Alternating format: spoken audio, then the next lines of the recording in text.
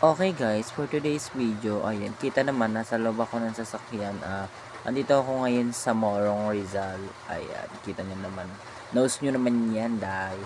So, ito is pinakita ko na rin sa inyo na nasa loob ako ng sasakyan. Baka sabihin niyo, eme-eme lang ng bakla. So, tingnan niyo naman yung view, napakaganda. Share ko lang tong ano na to ha. Dito lang yan sa may Coral Road. Dito sa may pantay, mula sa pantay paakyat siya dai. Super ganda niya, incredible, super. Kita niyo naman oh, walang nadaan, super linis.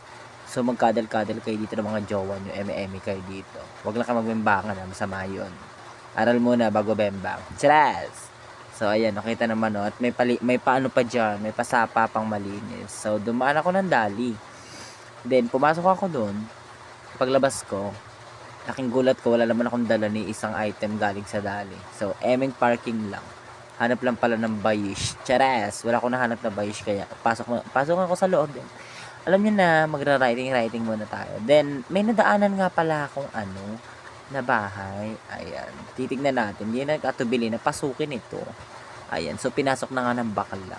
Ayan. Makikita niyo yung loob ng bahay na sa may pag-ibig daw to, like, parang mga loan ganun.